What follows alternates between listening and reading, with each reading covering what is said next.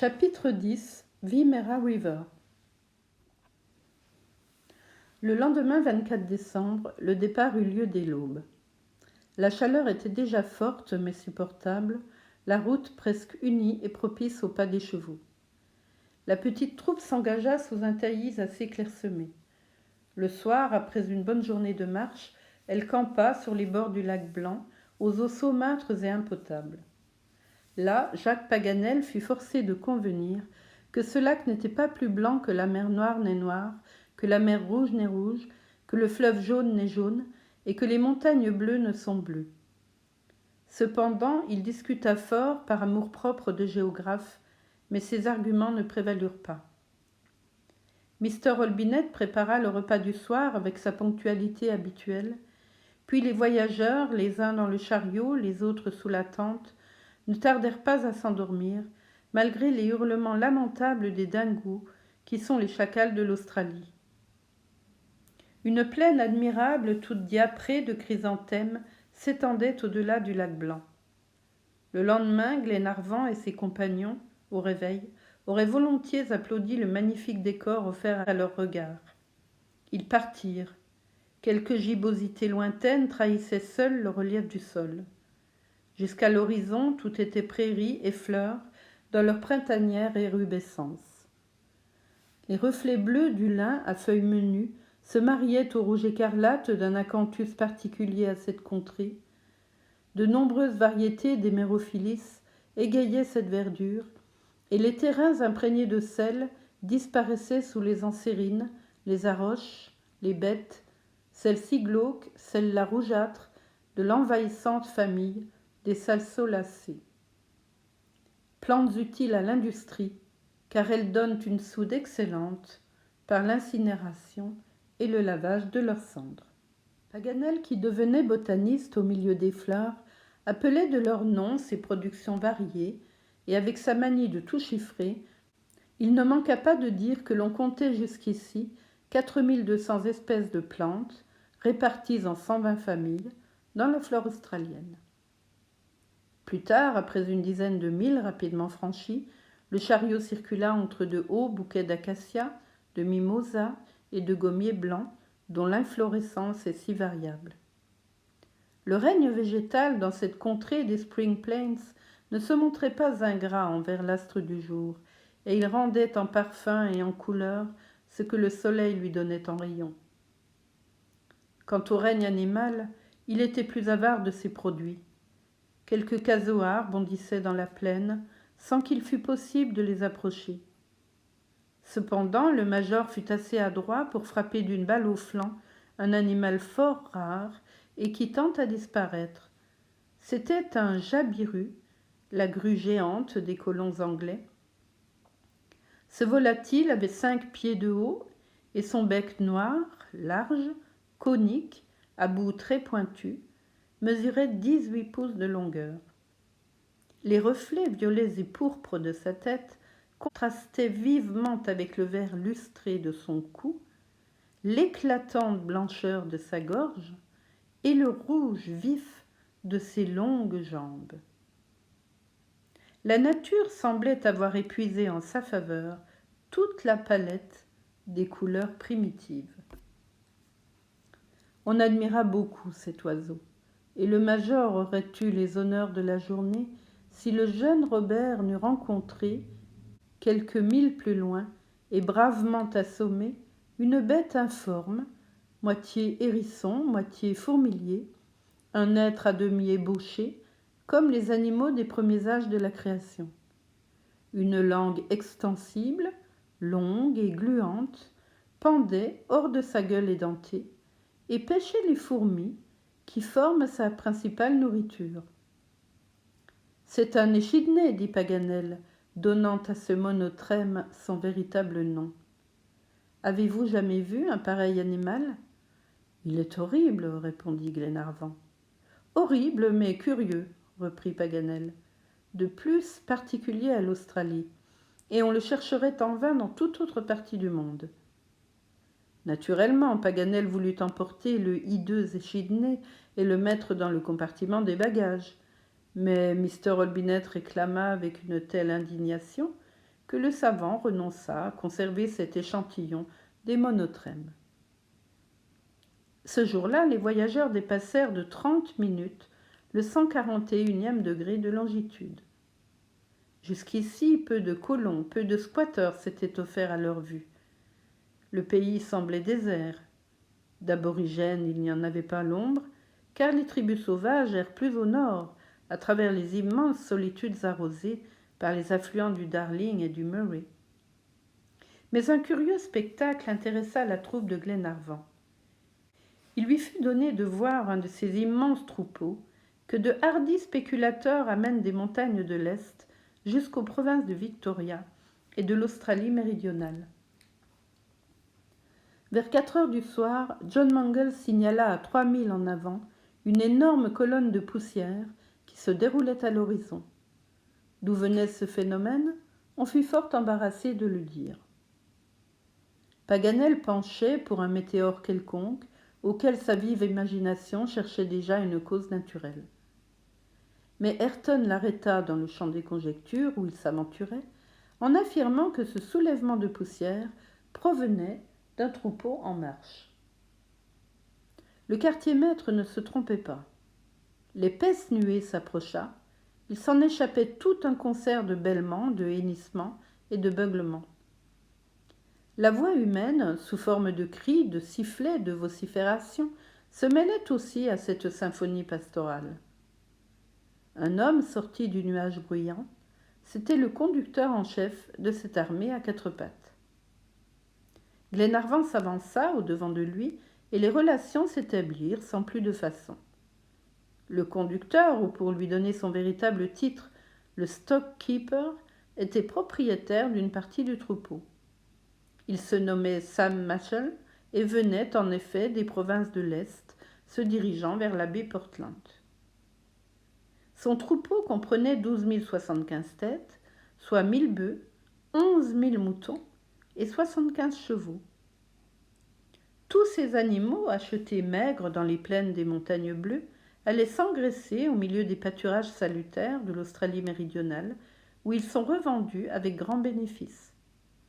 Ainsi, Sam Machell, gagnant 2 livres par bœuf et une demi-livre par mouton, devait réaliser un bénéfice de 50 000 francs. C'était une grosse affaire. Mais quelle patience, quelle énergie pour conduire à destination cette troupe rétive, et quelles fatigues à braver. Le gain est péniblement acquis que ce dur métier rapporte. Sam Machell raconta en peu de mots son histoire, tandis que le troupeau continuait sa marche entre les bouquets de mimosas. Lady Helena, Mary Grant, les cavaliers avaient mis pied à terre et, assis à l'ombre d'un vaste gommier, ils écoutaient le récit du stock-keeper. Sam Machell était parti depuis 7 mois. Il faisait environ 10 000 par jour, et son interminable voyage devait durer 3 mois encore. Il avait avec lui, pour l'aider dans cette laborieuse tâche, 20 chiens et 30 hommes, dont 5 noirs fort habiles à retrouver les traces des bêtes égarées. 6 chariots suivaient l'armée. Les conducteurs, armés de stockwhips, fouets dont le manche à 18 pouces et la lanière 9 pieds de longueur, circulaient entre les rangs, rétablissant çà et là l'ordre souvent troublé, tandis que la cavalerie légère des chiens voltigeait sur les ailes. Les voyageurs admirèrent la discipline établie dans le troupeau. Les diverses races marchaient séparément, car bœufs et moutons sauvages s'entendent assez mal. Les premiers ne consentent jamais à paître où les seconds ont passé. De là, nécessité de placer les bœufs en tête, et ceux-ci, divisés en 2 bataillons, allaient en avant. Suivaient 5 régiments de moutons, commandés par 20 conducteurs, et le peloton des chevaux marchait à l'arrière-garde. Sam Machell fit remarquer à ses auditeurs que les guides de l'armée n'étaient ni des chiens ni des hommes, mais bien des bœufs, des leaders intelligents, dont leurs congénères reconnaissaient la supériorité.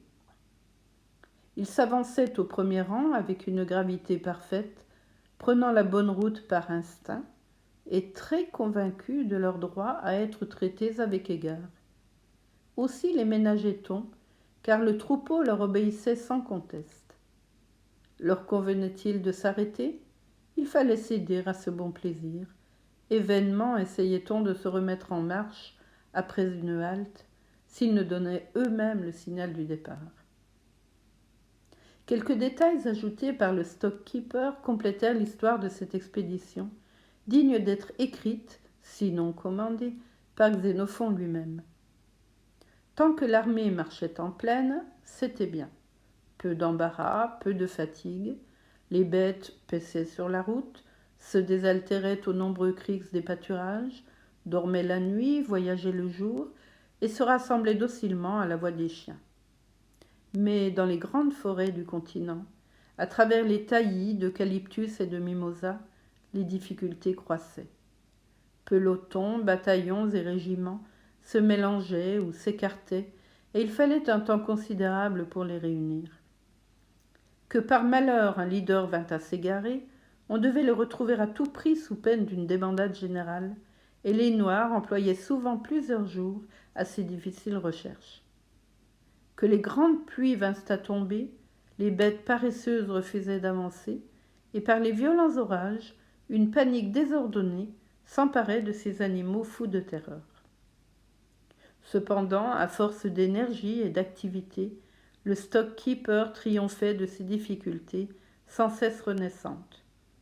Il marchait. Les milles s'ajoutaient aux milles, les plaines, les bois, les montagnes restaient en arrière, mais où il fallait joindre à tant de qualités cette qualité supérieure qui s'appelle la patience, une patience à toute épreuve, une patience que non seulement des heures, non seulement des jours, mais des semaines ne doivent pas abattre, c'était au passage des rivières. Là, le stock-keeper se voyait retenu devant un cours d'eau, sur ses bords non pas infranchissables, mais infranchis. L'obstacle venait uniquement de l'entêtement du troupeau qui se refusait à passer. Les bœufs, après avoir humé l'eau, revenaient sur leurs pas. Les moutons fuyaient dans toutes les directions plutôt que d'affronter l'élément liquide. On attendait la nuit pour entraîner la troupe à la rivière. Cela ne réussissait pas. On y jetait les béliers de force. Les brebis ne se décidaient pas à les suivre. On essayait de prendre le troupeau par la soif, en le privant d'eau pendant plusieurs jours. Le troupeau se passait de boire et ne s'aventurait pas davantage. On transportait les agneaux sur l'autre rive, dans l'espoir que les mères viendraient à leur cri. Les agneaux bêlaient, et les mères ne bougeaient pas de la rive opposée. Cela durait quelquefois tout un mois, et le stock-keeper ne savait plus que faire de son armée bêlante, hennissante et beuglante. Puis, un beau jour, sans raison, par caprice, on ne sait pourquoi ni comment, un détachement franchissait la rivière, et alors c'était une autre difficulté, d'empêcher le troupeau de s'y jeter en désordre. La confusion se mettait dans les rangs, et beaucoup d'animaux se noyaient dans les rapides. Tels furent les détails donnés par Sam Machal. Pendant son récit, une grande partie du troupeau avait défilé en bon ordre. Il était temps qu'il allât rejoindre la tête de son armée et choisir les meilleurs pâturages. Il prit donc congé de lord Glenarvan, enfourcha un excellent cheval indigène qu'un de ses hommes tenait en laisse et reçut les adieux de tous avec de cordiales poignées de main. Quelques instants plus tard, il avait disparu dans le tourbillon de poussière. Le chariot reprit en sens inverse sa marche, un moment interrompue, et ne s'arrêta que le soir au pied du mont Talbot. Paganel fit alors observer judicieusement qu'on était au 25 décembre, le jour de Noël, le Christmas temps fêté des familles anglaises. Mais le steward ne l'avait pas oublié, et un souper succulent servi sous la tente lui valut les compliments sincères des convives. Il faut le dire, Mr. Olbinett s'était véritablement surpassé. Sa réserve avait fourni un contingent de mets européens qui se rencontrent rarement dans les déserts de l'Australie. Un jambon de renne, des tranches de bœuf salé, du saumon fumé, un gâteau d'orgeat d'avoine, du thé à discrétion, du whisky en abondance, quelques bouteilles de Porto, composèrent ce repas étonnant. On se serait cru dans la grande salle à manger de Malcolm Castle au milieu des Highlands, en pleine Écosse. Certes, rien ne manquait à ce festin, depuis la soupe au gingembre jusqu'au main spice du dessert. Cependant, Paganel crut devoir y joindre les fruits d'un oranger sauvage qui croissait au pied des collines. C'était le mokali des indigènes. Ces oranges faisaient un fruit assez insipide, mais ses pépins écrasés emportaient la bouche comme du piment de Cayenne. Le géographe s'obstina à les manger si consciencieusement, par amour de la science, qu'il se mit le palais en feu et ne put répondre aux questions dont le major l'accabla sur les particularités des déserts australiens. La journée du lendemain, 26 décembre, n'offrit aucun incident utile à relater. On rencontra les sources du Norton Creek et plus tard la Mackenzie River à demi desséchée. Le temps se tenait au beau avec une chaleur très supportable. Le vent soufflait du sud et rafraîchissait l'atmosphère comme eût fait le vent du nord dans l'hémisphère boréal. Ce que fit remarquer Paganel à son ami Robert Grant. Circonstance heureuse, ajouta-t-il, car la chaleur est plus forte en moyenne dans l'hémisphère austral que dans l'hémisphère boréal. Et pourquoi demanda le jeune garçon. Pourquoi, Robert répondit Paganel. N'as-tu donc jamais entendu dire que la Terre était plus rapprochée du Soleil pendant l'hiver? Si, monsieur Paganel. Et que le froid de l'hiver n'est dû qu'à l'obliquité des rayons solaires? Parfaitement. Eh bien, mon garçon, c'est pour cette raison même qu'il fait plus chaud dans l'hémisphère austral. Je ne comprends pas, répondit Robert qui ouvrait de grands yeux. Réfléchis donc, reprit Paganel. Quand nous sommes en hiver là-bas en Europe, quelle est la saison qui règne ici en Australie aux antipodes? L'été, dit Robert. Eh bien, puisque précisément à cette époque la Terre se trouve plus rapprochée du Soleil, comprends-tu? Ah, je comprends. Que l'été des régions australes est plus chaud par suite de cette proximité que l'été des régions boréales. En effet, monsieur Paganel. Donc, quand on dit que le Soleil est plus près de la Terre en hiver, ce n'est vrai que pour nous autres, qui habitons la partie boréale du globe. Ah, voilà une chose à laquelle je n'avais pas songé, répondit Robert. Et maintenant va, mon garçon, et ne l'oublie plus. Robert reçut de bonne grâce sa petite leçon de cosmographie et finit par apprendre que la température moyenne de la province de Victoria atteignait 74 degrés Fahrenheit, plus 23 degrés 33 centigrades. Le soir, la troupe campa à 5 milles au-delà du lac Lonsdale, entre le mont Drummond, qui se dressait au nord, et le mont Dryden, dont le médiocre sommet écornait l'horizon du sud. Le lendemain, à 11 heures, le chariot atteignit les bords de la Wimmera sur le 143e méridien. La rivière, large d'un demi-mille, s'en allait par nappes limpides entre de hautes rangées de gommiers et d'acacias. Quelques magnifiques myrtacées, le Metrosideros speciosa, entre autres, élevaient à une quinzaine de pieds leurs branches longues et pleurantes, agrémentées de fleurs rouges. 1000 oiseaux, des loriots, des pinsons, des pigeons aux ailes d'or, sans parler des perroquets babillards, voletaient dans les vertes ramilles. Au-dessous, à la surface des eaux, s'ébattait un couple de cygnes noirs, timides et inabordables. Ce rara avis des rivières australiennes se perdit bientôt dans les méandres de la Wimmera, qui arrosait capricieusement cette campagne attrayante. Cependant, le chariot s'était arrêté sur un tapis de gazon dont les franges pendaient sur les eaux rapides. Là, ni radeau, ni pont. Il fallait passer pourtant. Ayrton s'occupa de chercher un gué praticable. La rivière, un quart de mille en amont, lui parut moins profonde, et ce fut en cet endroit qu'il résolut d'atteindre l'autre rive. Divers sondages n'accusèrent que 3 pieds d'eau. Le chariot pouvait donc s'engager sur ce haut fond sans courir de grands risques. « Il n'existe aucun autre moyen de franchir cette rivière » demanda Glenarvan au quartier-maître. Non, my lord, répondit Ayrton, mais ce passage ne me semble pas dangereux, nous nous en tirerons. Lady Glenarvan et Miss Grant doivent-elles quitter le chariot? Aucunement. Mes bœufs ont le pied sûr, et je me charge de les maintenir dans la bonne voie. Allez, Ayrton, répondit Glenarvan, je me fie à vous. Les cavaliers entourèrent le lourd véhicule, et l'on entra résolument dans la rivière. Les chariots, ordinairement, quand ils tentent ces passages aguets, sont entourés d'un chapelet de tonnes vides qui les soutient à la surface des eaux. Mais ici, cette ceinture natatoire manquait. Il fallait donc se confier à la sagacité des bœufs, tenus en main par le prudent Ayrton. Celui-ci, de son siège, dirigeait l'attelage.